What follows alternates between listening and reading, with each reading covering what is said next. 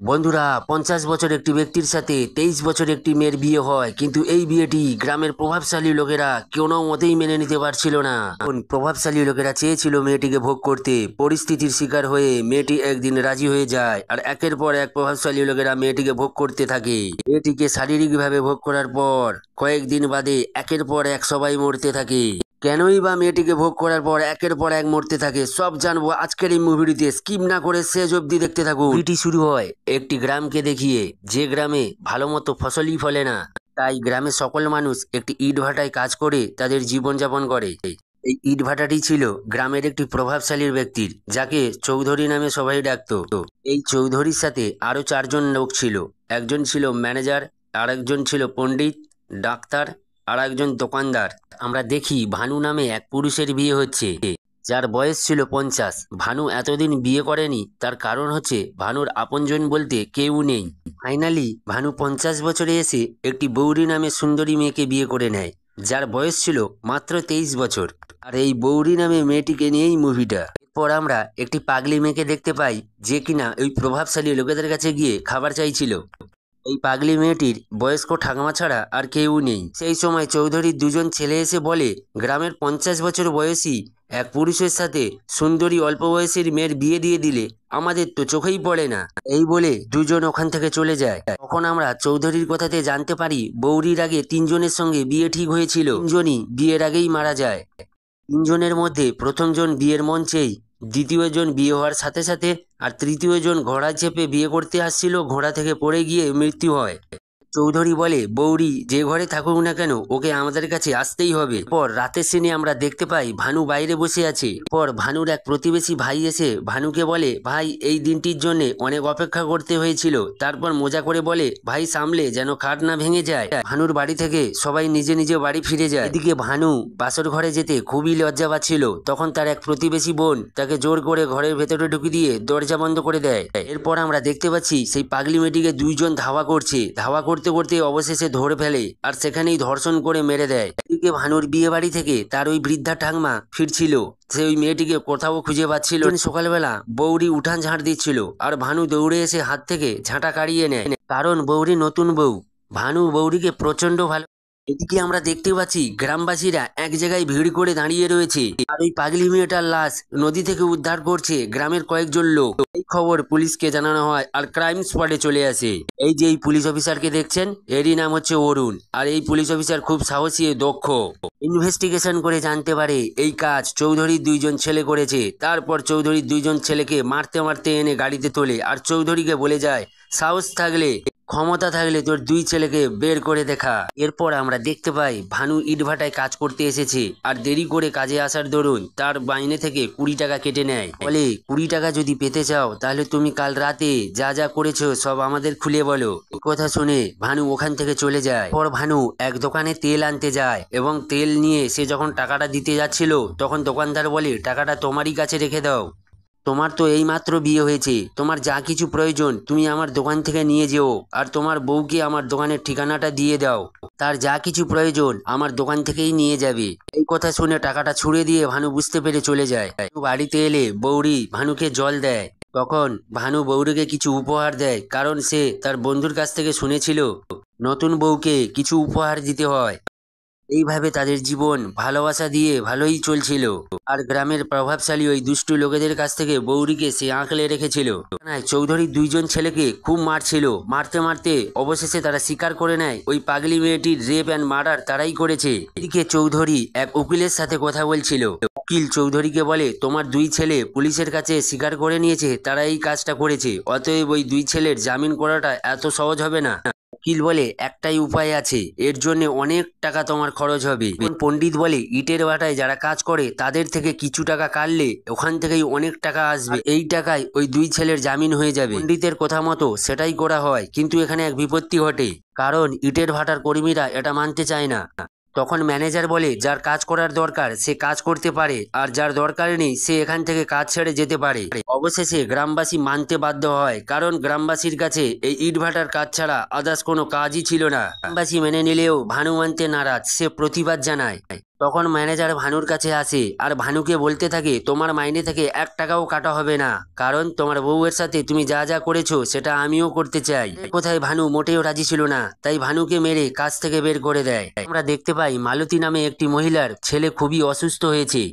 ছেলেটিকে নিয়ে মালতী ডাক্তারের কাছে যায়, সাথে বৌরিকে নিয়ে। ডাক্তার ছেলেটির চিকিৎসা করে আর কিছু ওষুধ দেওয়ার বাহানায় ডাক্তার বৌরিকে নোংরাভাবে স্পর্শ করছিল। দুইজন ছেলেটিকে নিয়ে বাড়িতে চলে আসে। পরের দিন সকালবেলা বৌরি যখন ওই ছেলেটিকে দেখতে গিয়েছিল তখন সে দেখতে পায় ছেলেটি বারান্দায় একটি সোফায় শুয়ে আছে। বৌরি মালতীকে কোথাও দেখতে পাচ্ছিল না, বাড়ির ভিতরে আছে কিনা সে যখন দেখতে আসে তখন বাড়ির ভেতর থেকে আউ শব্দ আসে। বৌরি ফোকর থেকে দেখে ডাক্তার মালতীর সাথে মিলন করছে। এই দেখে মালতী লজ্জা পেয়ে ওখান থেকে বাড়ি চলে যায়। এই সময় মালতীর স্বামী ওখানে চলে আসে।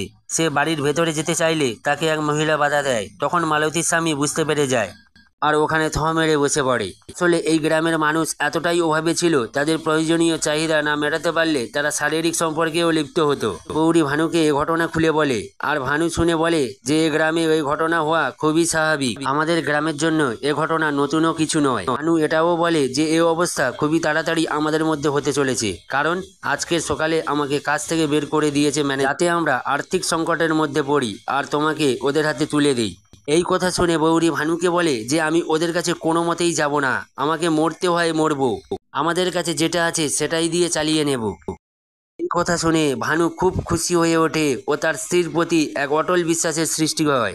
ভানু সকাল হতেই ইটভাটায় যায়, কারণ ভানু 7 দিনের কাজের টাকা পায়। চৌধুরী ভানুকে বলে যে তোমার 7 দিনের টাকা দিয়ে দেব, তার আগে তোমার বউকে আমার কাছে পাঠাতে হবে। এই কথা শুনে ভানু রেগে গিয়ে চৌধুরীকে বলে আমার টাকা মুকুব করে দেব, তার আগে তোমার বউকে আমার কাছে দিতে হবে। শুনে চৌধুরী প্রচন্ড রেগে যায় আর ভানুকে ওখানে প্রচন্ড মারতে থাকে।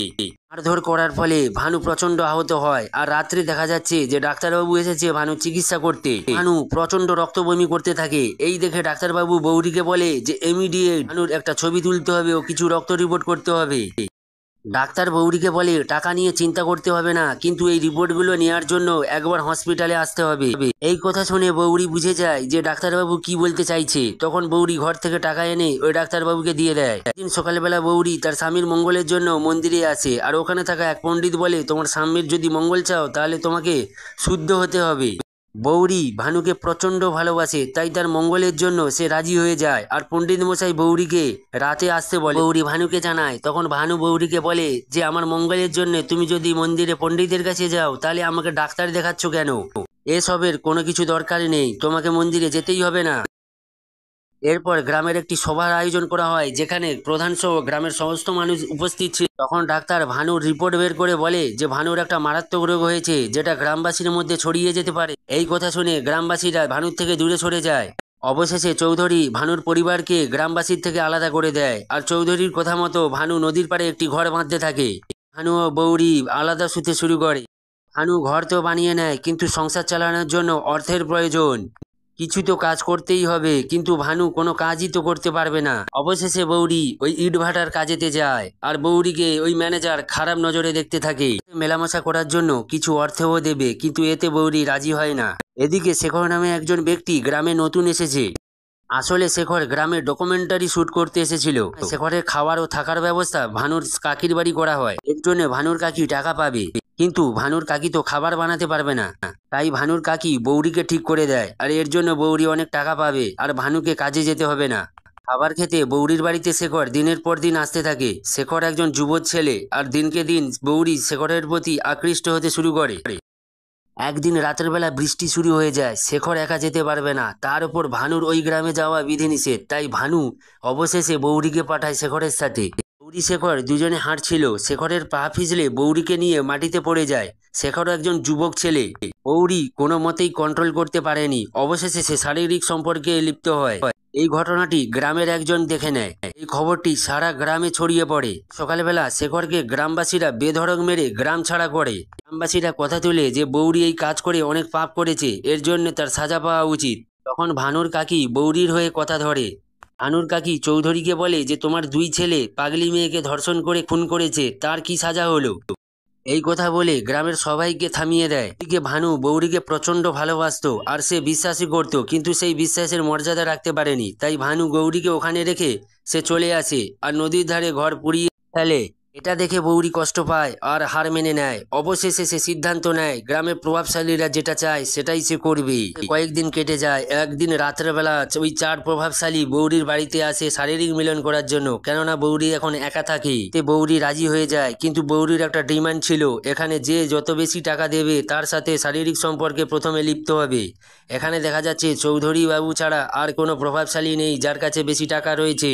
আমরা দেখতে পাচ্ছি ওই রাতে চৌধুরী বাবু বৌরিকে বেশি টাকা দিয়ে তার সঙ্গে শারীরিক সম্পর্কে লিপ্ত হয়, আর বাকি তিনজনের সাথে শারীরিক সম্পর্কে লিপ্ত হয়। এই কথাটা যখন কাকি জানতে পারে তখন বৌরির কাছে এসে জিজ্ঞাসা করলে বৌরি টাকা বের করে কাকির হাতে দেয়। বৌরি বলে যে এই টাকা গ্রামের দুস্থ পরিবারদের দিও এবং তাদের বলে দিও যে তারা যেন টাকার বিনিময়ে কোনো খারাপ কাজ না করে।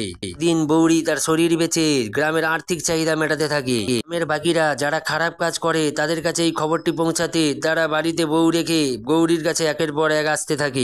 চৌধুরী বাবুর দুই ছেলের জামিন হচ্ছে না, তাই সে ওই বয়স্ক বৃদ্ধা মহিলাটির কাছে যায় এবং তাকে টাকার বিনিময়ে এই কেসটি তুলে নেওয়ার জন্য বলে। ওই বৃদ্ধা মহিলাটি বলে যে ওই মেয়েটি কারণ নয়, স্বয়ং চৌধুরী বাবুর। বৃদ্ধা মহিলাটি এও বলে যে সায়ন্তিকার মা মানে ওই পাগলি মেয়েটির মা যখন বেঁচে ছিল তখন চৌধুরী বাবুর সাথে ভালোবাসা হয়।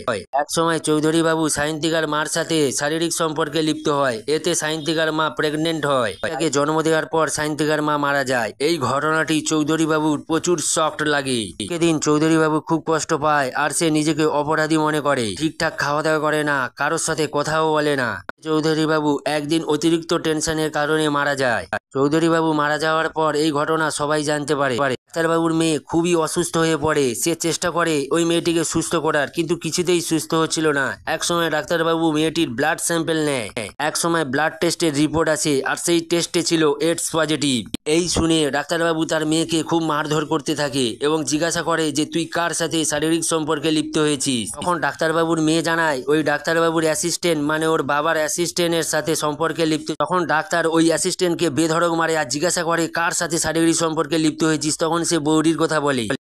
তখন ডাক্তারবাবু ভাবতে থাকে যে গ্রামের একের পর এক লোক এই রোগে আক্রান্ত হবে আর এই রোগটা কতটা ভয়ানক। এরপর আমরা দেখতে পাই গ্রামের একের পর এক মানুষ মারা যাচ্ছে, এর কারণ হচ্ছে এইডস। কথা শুনে গ্রামবাসীরা ভানুকে দোষারোপ করে, কারণ প্রথমে এই রোগটি ভানুর হয়েছিল আর তারা মনে করে ভানুর থেকে এই রোগটি ছড়িয়েছে। ভানুকে অবশেষে ধরে আনা হয় আর তার ব্লাড স্যাম্পেল নেওয়া হয় এবং টেস্টের রিপোর্ট আসলে দেখা যায় যে ভানুর রক্তের রিপোর্ট নেগেটিভ। তখন ডাক্তার আসল ঘটনাটা খুলে বলে গ্রামের চার প্রভাবশালী ওই বৌরিকে শোষণ করার জন্য ভানুর উপরে মিথ্যে অপবাদ দিয়ে গ্রাম ছাড়া করেছিল। থাকা পুলিশ অফিসার গ্রামবাসীদের বিচার করতে বলে আর পুলিশের কথা শুনে গ্রামবাসীরা বাকি তিনজনকে মারা শুরু করে। ভানু মনে করে এখন তার স্ত্রী অসুস্থ, তার স্ত্রীকে মাফ করে দিয়ে এখন তার স্ত্রীর পাশে থাকা দরকার। কিন্তু দুর্ভাগ্য, ভানু এসে দেখে বৌরি আত্মহত্যা করেছে। উত্তরটা তো বিশাল বড় চিড় নিয়েছিল যেদিন শেখরের সাথে বৌরি শারীরিক সম্পর্কে লিপ্ত হয়, কিন্তু বৌরির আত্মহত্যা ভানুর অন্তরটা টুকরো টুকরো করে দেয়। বন্ধুরা, এই এইডস কোথায় থেকে এলো? আসলে শহরে থেকে আসা সেই শেখরের থেকে এই এইডসটি ছড়িয়েছিল বৌরির কাছে। এই ঘটনাটা পুরো সমাজকে একটা শিক্ষা দিয়ে দিয়েছে যে পাপ করলে তার প্রতিফল আমাকে ভুগতেই হবে। আজকের এই মুভিটি কেমন লেগেছে কমেন্ট করে জানাবেন। ভালো লাগলে একটা লাইক দিয়ে দেবেন। আপনাদের একটা লাইক আমাদের মোটিভেট করবে পরবর্তী ভিডিও আনার জন্য। তো ভালো থাকবেন বন্ধুরা, সুস্থ থাকবেন। পরবর্তী ভিডিও নিয়ে চলে আসবো। আজকের মতো বন্ধুরা টাটা, বাই বাই।